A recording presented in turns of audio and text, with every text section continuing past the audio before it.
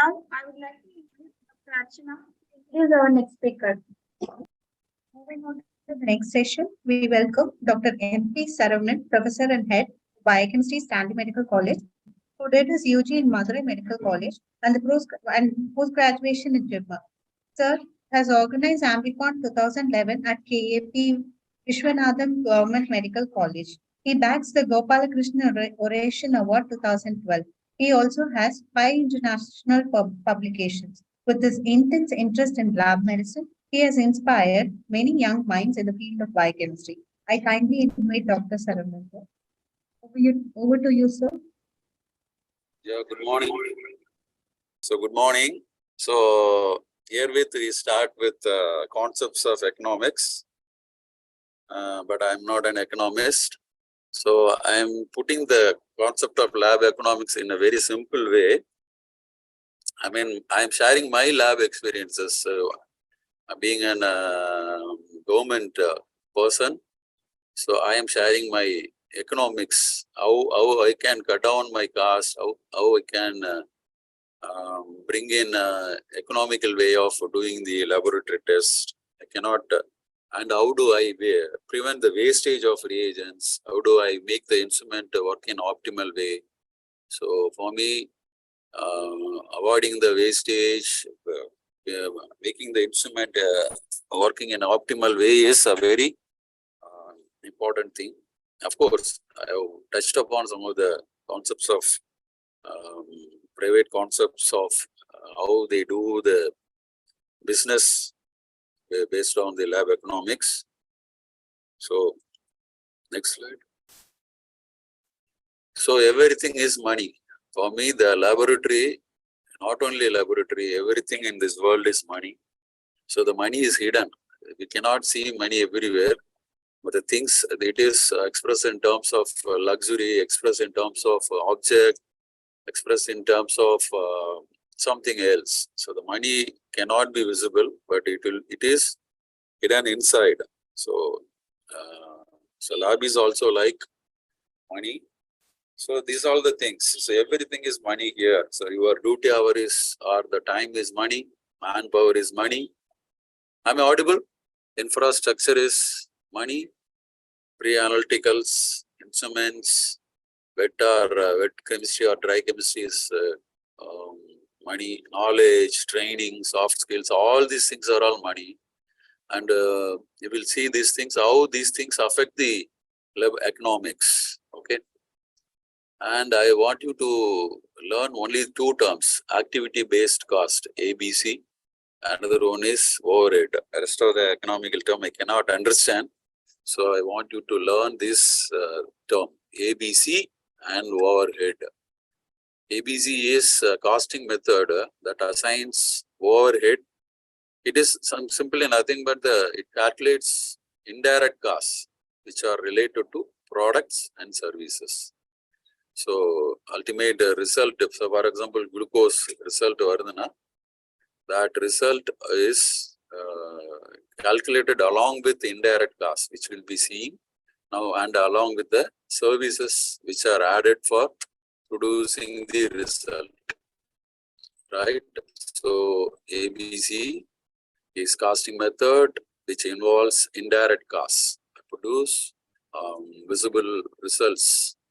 So overhead, again, it is nothing but related to indirect costs, not being directly related to the product. In our case, the results. In our case, the result is not calculated, not only calculated as reagent cost, QC cost or calibrator cost. There are other things which has to be considered that we call it as overhead. That's it. So, for example, I take the example of blood glucose. If you say 1 blood glucose, we'll see one value, but behind performing 1 blood glucose, these many things are involved: glucose, mask, spirit cotton, plaster, blood Vaccutainer, tubes. So if there is a big list of producing 1 blood glucose result. Okay, so these many things are involved in producing 1 blood glucose results. You can see even the instrument wear and tear, like centrifuge, instrument, RO water, reagent, AC, printer paper, computer maintenance, technician labor, admin charges, biomedical waste disposal. So many things are involved. Everything is money here. We cannot get it at free of cost, right? So this is one glucose. But again, if you look deep into the glucose estimation, the red things are recurrent expenditures. So glove, mask, grid, cotton, centrifuge, wear and tear. So these are all the things are recurrent. I mean, centrifuge wear and tear will not be included. Tips, reagent, biomedical waste disposal, printer paper, all recurrent thing. Whereas in the blue things, it's all recurrent, but the cost for producing one result of glucose is same as producing the 100 results. I mean 100 glucose. The cost of producing one glucose is equal to, I mean, will be similar to producing the 100 blood glucose test, right? The cost will be same. It will not be different for producing 30 blood glucose and for one blood glucose. One blood glucose is also same.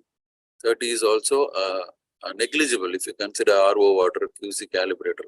We are not doing continuous QC calibration for every glucose. We are not calculating instrument wear and tear for every blood glucose. AC computer, it works continuously for hours, right? The technician does the job, same job for one glucose as well as for 30 glucose. So this is minimal for if you do it in large volume test, I say, right? So there are two things involved in a particular test. One is recurrent. Another one is if you do it in large volume, that will be very profitable one. So that is the important thing. And the same way, the result producing also for one glucose, it is 1 hour. You know, the machine starting and the sample processing, loading, result, it takes at least 1 hour for getting one glucose. But the second, third, fourth glucose is like adding 10 seconds to every result. Say for example, 30th glucose comes in 1 hour, 300 seconds. So you know that we have EM360. The first results come after 1 hour, then every 10 seconds you get the result. So it is like 1 hour, 6 minutes, you get 30th glucose. Okay. So only the first glucose is very costly. I mean, takes more time, and the subsequent results are, I mean, it is beneficial, it is economical, right? So again you go into this part. I said indirect cost. Indirect cost, how do you convert electricity into cost? Say for example, if you are doing only the glucose in your lab and you're getting an electrical charge of 2000 per month, and you are just doing 200 tests per month, the cost per one test is like 2000 divided by 200. It is like one glucose costs around, I mean, the electricity charge is around 10 rupees. Okay. And how do you calculate, I mean, centrifuge wear and tear into cost? So the centrifuge maintenance is like, centrifuge maintenance is cost, say for example, 1000 rupees per month, and the electricity charges. So divide them. Accordingly, we can calculate the wear and tear into glucose charge, right? Similarly, RO water. If you use RO water, it say for example, it costs around 20 rupees per liter. It costs 50 paise per ml. 1000 ml divided by 20 rupees, it is like 50 paise. But if you use RO plant, it is less than 2 rupees per liter. It is like 5 paise per ml. So this cost has to be added. It looks RO water is not visible in the cost of the glucose, but we are using RO water and say it is like 5 paise per ml. And if you are using semi-auto analyzer, the volume of water will be less, and accordingly you have to calculate the water usage also. Okay. So Again, the time is money. What is it? Heading. Okay, as I said earlier, the time is money. So this is a table which shows the workload of RSM laboratory, where we do 150 glucose tests every day, and the RFT is about 110 tests, and LFT 50, and yeah, bilirubin 50. But for doing these processes, so one test, the sample reception, data entry, centrifugation, loading into a machine, checking for I values, all these things. If you do one test, it takes 1.5 hours. Average time is like 3 minutes for glucose. So for doing 150 tests, it is like 450 minutes, and RFT takes 330 minutes, and LFT takes, if we have more tests, so it takes 500 minutes, and bilirubin 200 minutes. But it is not like 450 minutes, 7 hours for doing 150 tests. The technician is doing multitasking actually. He or she is doing centrifugation when the sample is running there, or centrifugation is running, he or she will be doing other works like checking the values, entering the reports, talking to the poor patients, issuing the reports. So this is how the technicians experience bring in the good result, and at the same time they do maximum number of tests. Okay. So similarly, so all these things together, it takes 72 hours to finish all these tests, and we have 5 technicians there. It is like 14.4 hours of working hours is required to finish all these jobs. Actually, we prepared this chart for a chart to show it to administrators, showing that the technician is working more than 8 hours, and to get the more technician. So from this, we learn one thing: the working hour is in private sector. This working hours are meticulously calculated, and the work is extracted from the lab technicians. Accordingly, they calculate the working hours and the sample size, and they pool the technician in particular time, so that they get minimum number of technicians, a maximum output. That is the idea of calculating the working hours for each sample, right? So this is very important when we work outside. And government side, we have to, this is for getting the more technicians. So we are running short of technicians. So we are putting this calculation and showing to the administrator to get the technician. Therefore, we achieved to get the more technician now. That's why instead of doing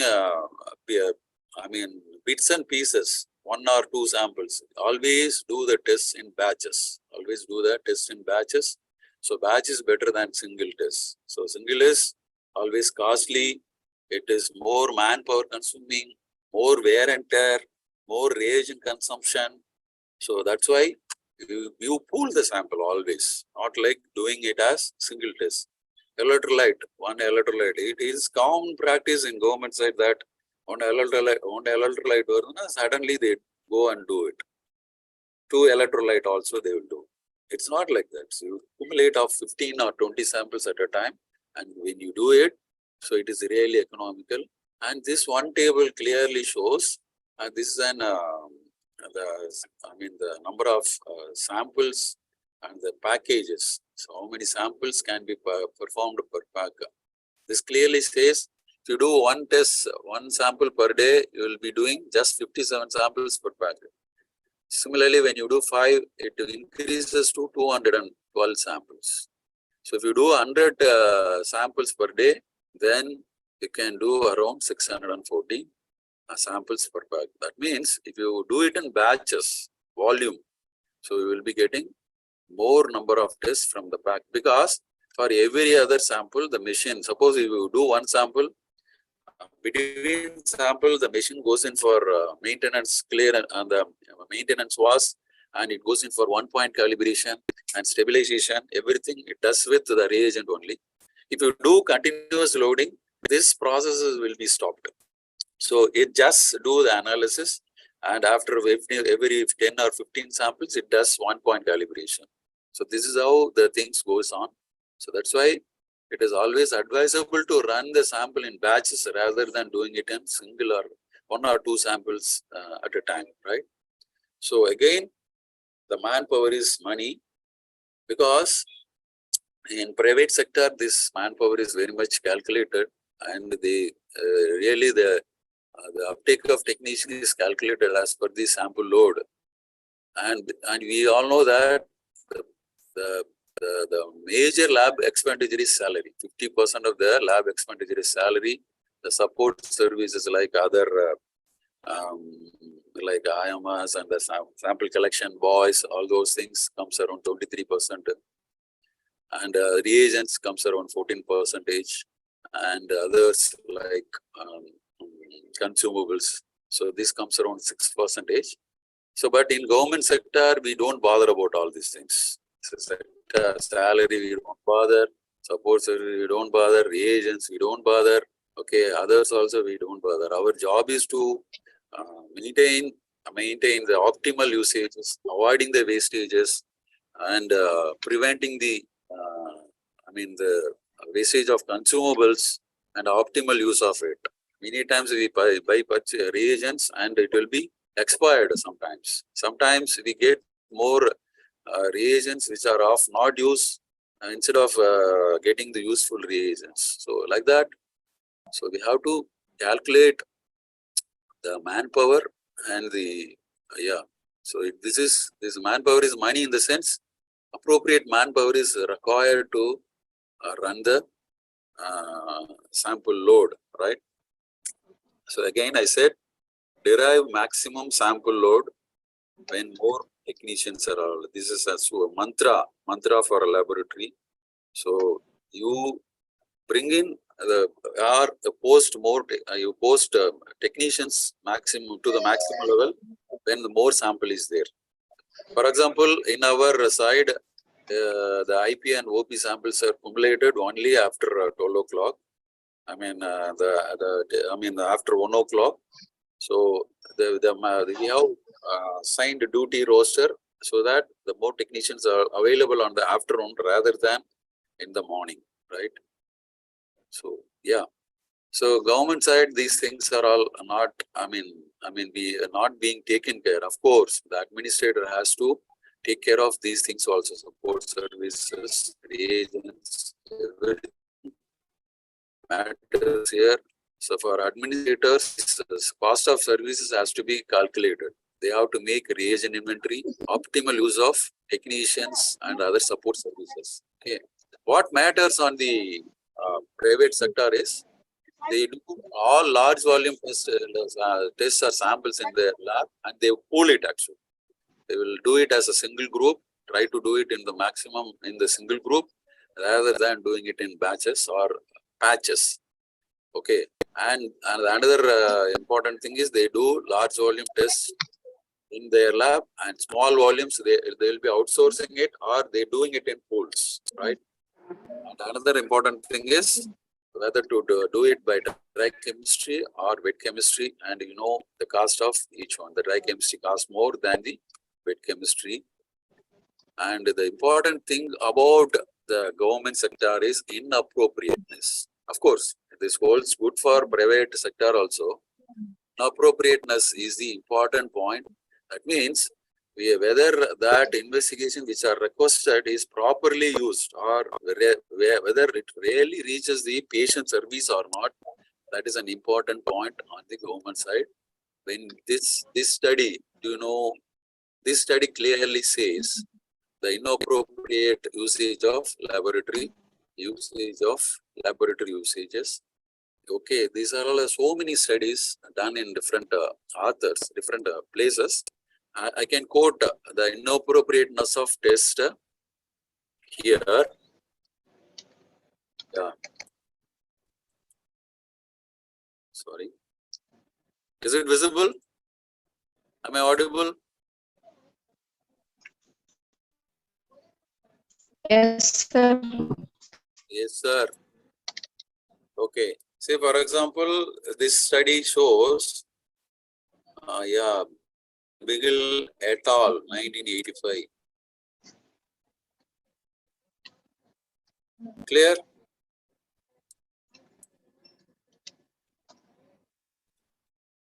Ordering more than one set of electrolytes within 24 hours, it's not necessary.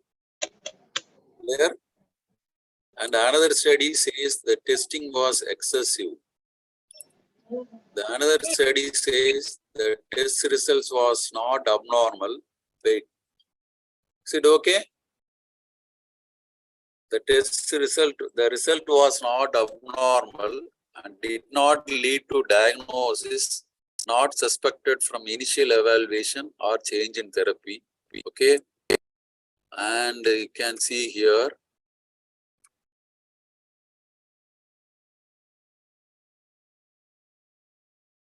see, the test was not used for, did not add or exclude diagnosis, change treatment, or monitor treatment, was not associated with a specific note describing impact. Okay.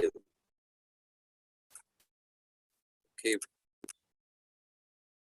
And here one more study shows that tests not justified patient conditions or results of other tests, right?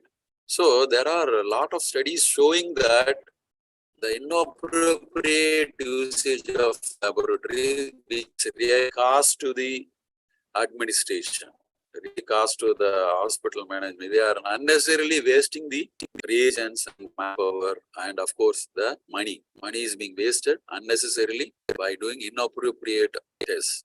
Many times our surgeons enthusiastically write all investigations. So many times they didn't collect the report back, and the reports were, twice being collected. One in one in emergency ward, another in one more time in the ward itself. Like that, the tests were done inappropriately, not being put into use for patient care. Okay, right? So this is another study.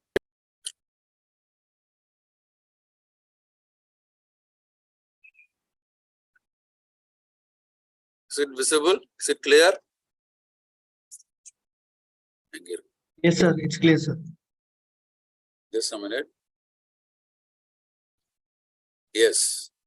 Okay, so this study shows the cost analysis of clinical chemistry laboratory in the era of automation. This study quotes some of the cost analysis which is inevitable. Say, for example, which we have to spend money on this, and the things has to be spent for the wastage. Say, for example, approximately 10% of the reagents are in the flux as they are ejected in 7 days of time.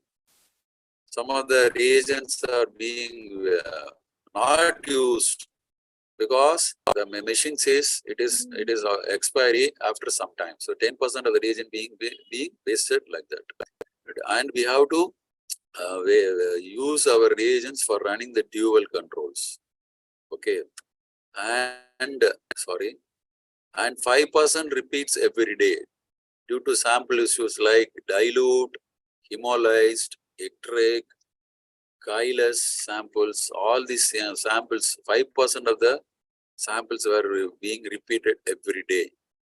And the cost of deionized water is not being used, not being calculated. The cost of the printer paper is not included. So the cost analysis should include the wastage of these reagents, and including the RO water, printer paper, and the 3-level calibrator.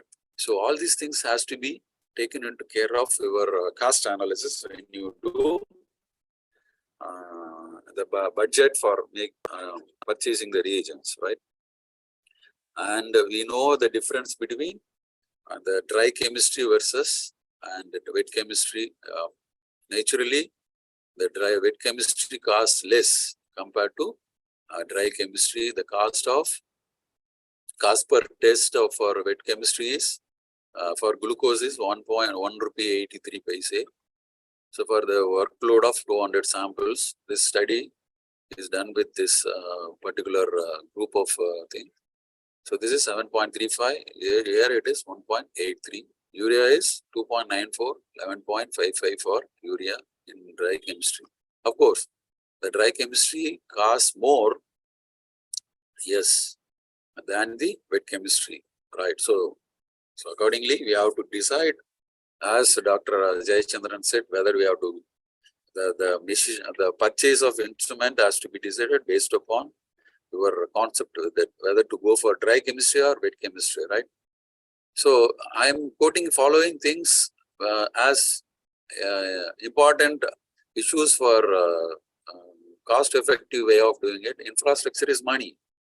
You have to meticulously plan your laboratory structure, laboratory space, which should be very optimal for keeping the instrument, which should go in flow actually. So you keep the auto analyzer at one point, electrolyte analyzer at some other distant end, so that will not create any ergonomic flow. So you have to think of the flow of samples in a particular laboratory. And of course, earthing, we cause a lot of problems with this earthing when we were in different building. So it caused frequent breakdown of equipment and error reports. So please consider this earthing also when you go for infrastructure design. So then planning of RO plant. Actually, in our old building, the RO plant was kept in the roof. The lab was in the first floor. So often that the technicians assigned to do the maneuvering of that RO plant, washing, backflush, she has to go to top floor, and there that stray dogs are staying there, and sometimes they try to attack on our technicians. The rat will be big rat will be coming. So that caused a lot of a problem in RO plant maintenance, or that's why that caused a problem in the instrument. RO plant is not functioning properly, frequent breakdown with the RO plant and frequent breakdown with the instrument. So you have to plan RO plant which is very closer to your lab, very close to or on the corner of your laboratory. And air conditioning is very, very important. So the air conditioning is the important part of the infrastructure. You know that machines and the reagents, many of the machines are very sensitive to temperature, and reagents are very unstable. Samples will be becoming unstable. It causes degradation, evaporation, right? And yes, and the ergonomic flow. So you have to plan. You have to leave the space. You have to keep the space for the equipment to vent heat dissipation, and of course the washing area. All these things has to be designed. Ergonomic flow has to be designed. Yeah, this is about temperature of infrastructure. So this is already discussed. Okay, so the ergonomic flow, the keeping different equipment in different areas, that again causing the problem to technicians. Sometimes they skip their job. So for example, our thyroid analyzer is kept in somewhere else, our chemistry analyzer is in a different room. So if that main technician is not coming that day, that another technician who are posted for doing thyroid analysis will not go and do the test. So you have to keep the equipment within the same range of working area, rather than keeping in different area and different room, different requirements. We have to make yes, provisions for that room. Again, that's a difficult job. And say for example, a machine is giving wrong value, you have to cross check with another equipment that is kept in another room. Again, it creates problem. And you have to keep the standby equipments, which also should be there in the same thing. Fridges in different room, machine in the same room. So again, it will cause problem in the testing. And important thing is RO plant. And yeah, that should be kept very close by. Okay, so the important thing is the technician should know. So, say for example, power socket replacement. ஒரு சின்ன ஒரு power fuse மாத்துறதுக்கு தெரியாது. அதனால பாத்தீங்கன்னா breakdown.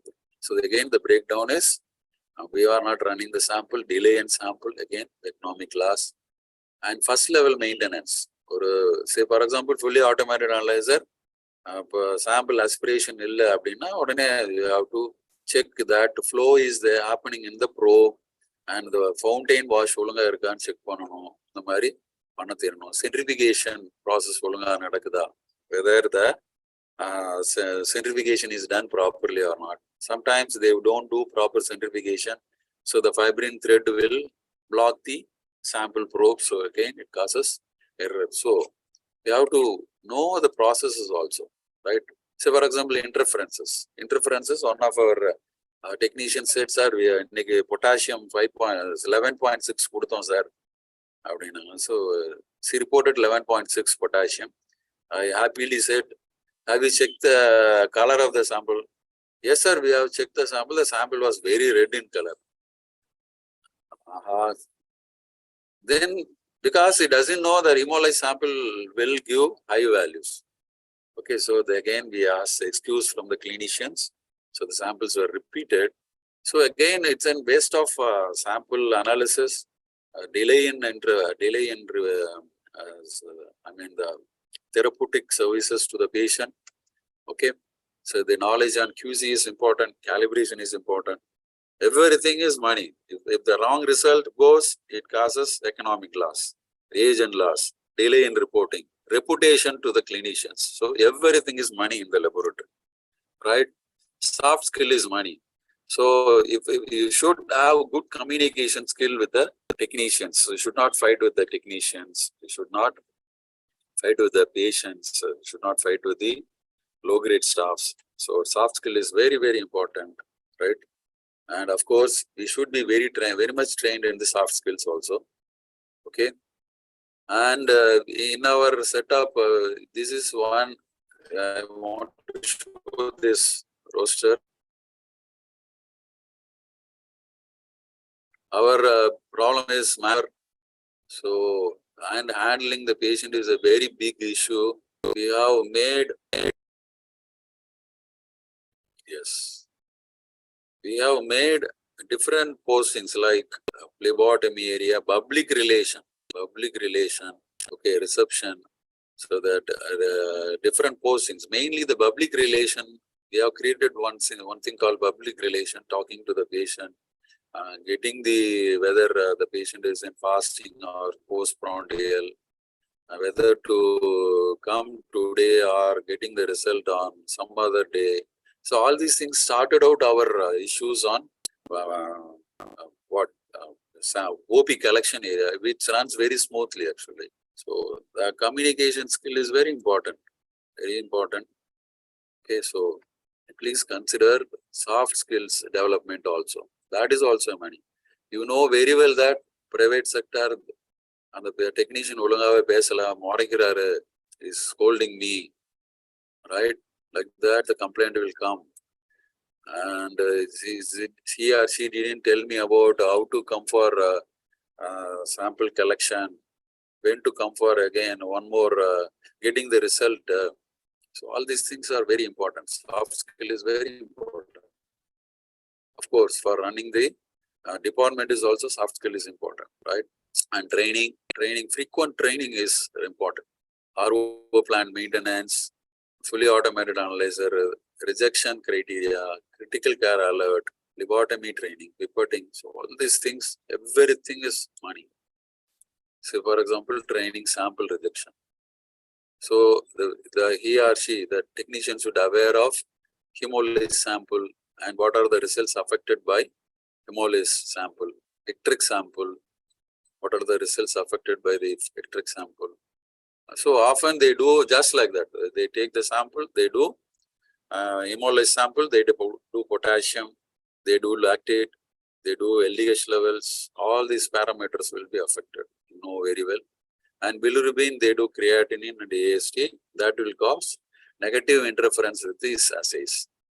Highly, the ectric samples will cause negative interferences with the creatinine and AST, ALT. So that can be avoided so that you avoid unnecessary tests. You can avoid unnecessary delay also. right? Yes.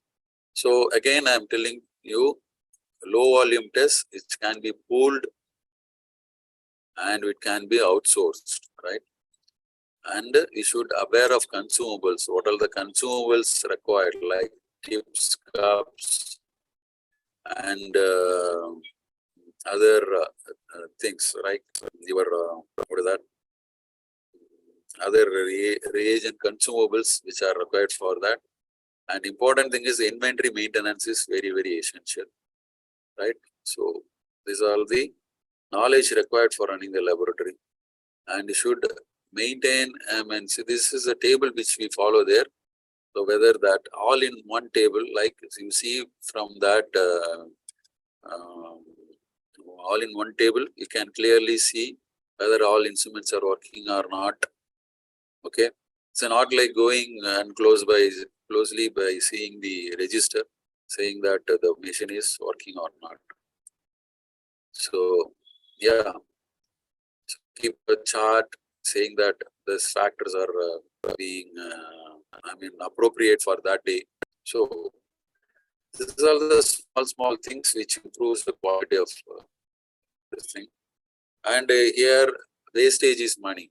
In our laboratory, sometimes the water filling, the can water fill panama, they just open the tube, they go off. Okay, so the entire floor will be filled with RO water. You know, on RO, 1 liter of RO water costs around 25 to 30 rupees. So they entirely wash with RO filter, RO water wash, floor wash with RO water. So it all initially happened. Now it is because of training. Now it is all minimized. Reagent usage in use. Now it is being trained. Sometimes a double reagent, R1, R2. They use R1 more, R2 will be, the R2 will be used inappropriately. So again, one reagent will be wasted. Low volume test, they do it like randomly. Like jerk reaction, they do TSH, one sample, they go and run with the TSH thyroid analyzer. Now we ask them to stop it and do it in batches. That reduce the usage of reagent. And again, reagent topping. So we found that the topping of a reagent causes error in the calibration, reporting. So then you use new reagent. They discarded the entire. Suppose the technician comes in another shift, he discards the entire the reagent which is there in the previous shift and adds new reagent. So that causes a lot of reagent waste. Now we have made arrangements to avoid this unnecessary wasting of reagents. Okay, right. So again, say for example, the machine is continuously switched on. Say for example, fully automated analyzer continuously being switched on.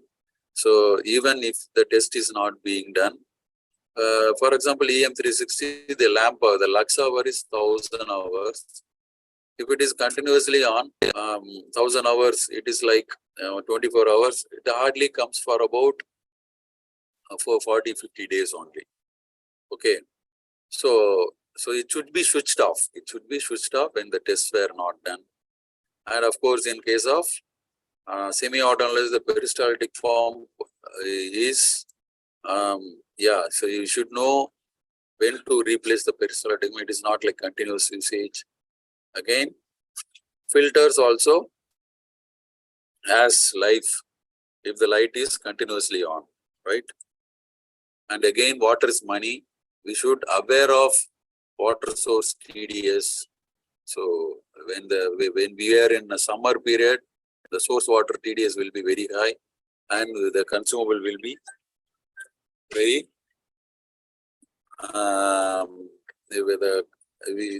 again the filter and the membrane change will be required more at the time of the maintenance will be required more at the time of summer period than the winter period or the monsoon period. For example, summer period, the water source TDS will be like 3000 here. Whereas during monsoon period, the water source will be like 500 to 600. So that time, the final output TDS will be very, very achievable.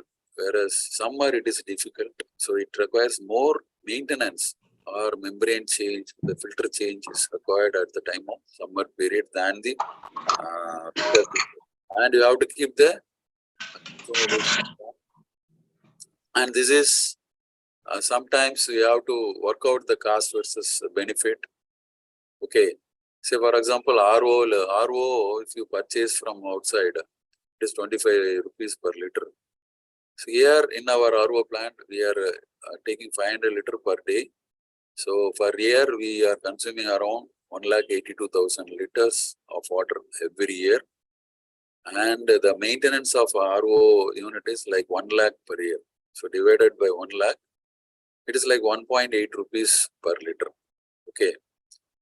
Right. So you should not hesitate to invest on the maintenance. We often in our side, people hesitate to invest on the maintenance and the consumables. I mean the spares which are required to maintain the RO plant.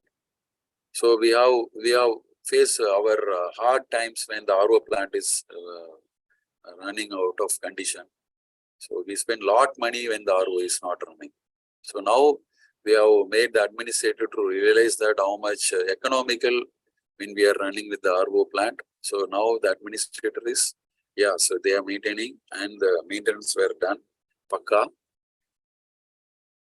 Okay, so an important part is the clinician knowledge. Clinician knowledge, because of the lack of knowledge on the laboratory aspect, often we repeat and they fight with the process which we are doing. Why you are making this much delay, and the results were not correlating with the clinical conditions. Fight over. So for example, they send glucose in delayed way, like low volume sample, delayed, and you send low glucose, they won't accept. Again, live samples, because of the wrong procedure, rough procedure, the samples were obtained as light sample. That again causes error in the potassium value and other values.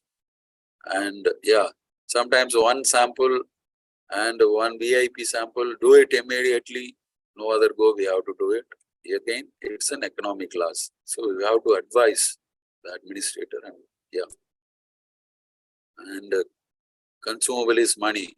We know that not only the reagent, but also the sample cups, tips, collection tubes, cotton, gloves, sprit, sedimentation filters and membrane for your RO plant, maintenance kits and PM kits for your machine, printer papers, everything is money actually, right? And sometimes we have to we have to calculate the risk rather than the price. Calculate the benefit over the cost. This is one simple example between the syringe collection and the Vaccutainer collection.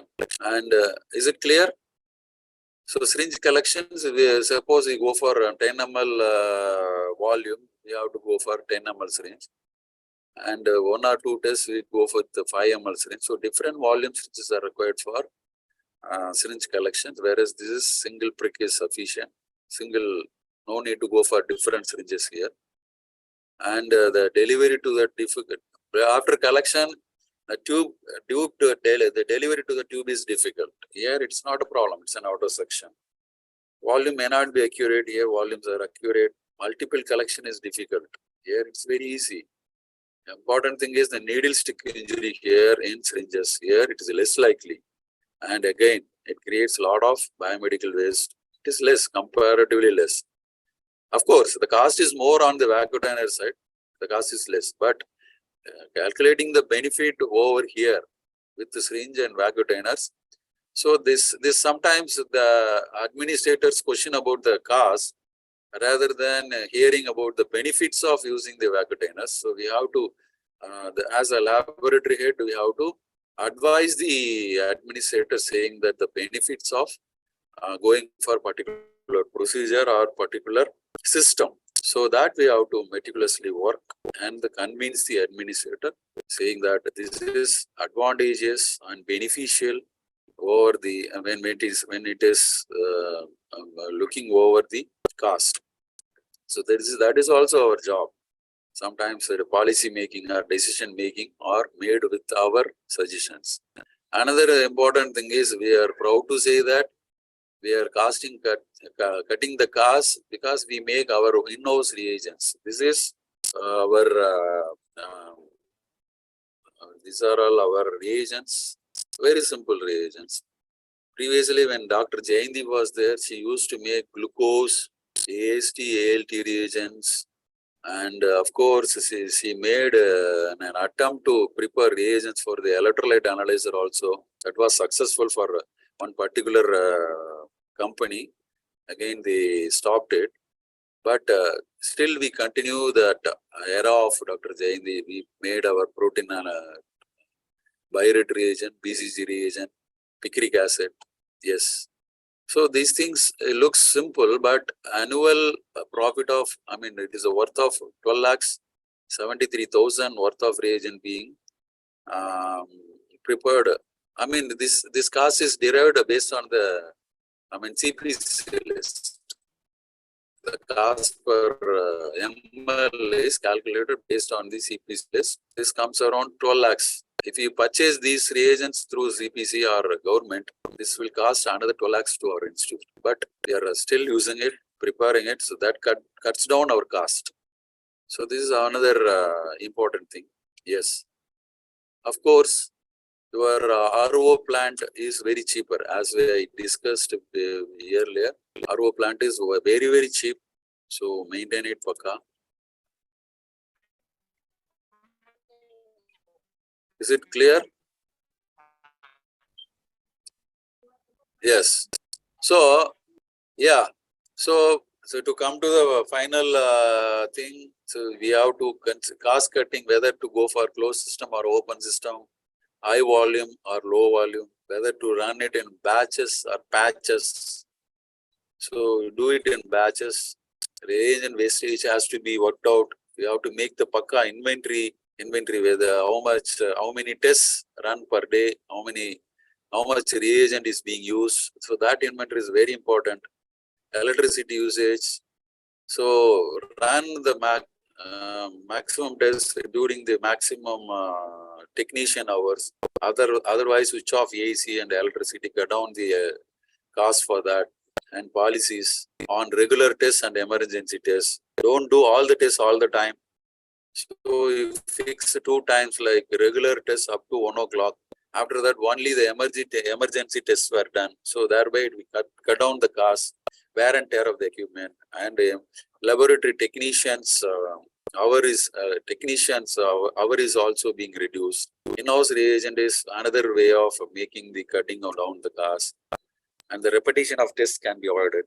Right. So all these things are some of the hints. You can make your own list. Right.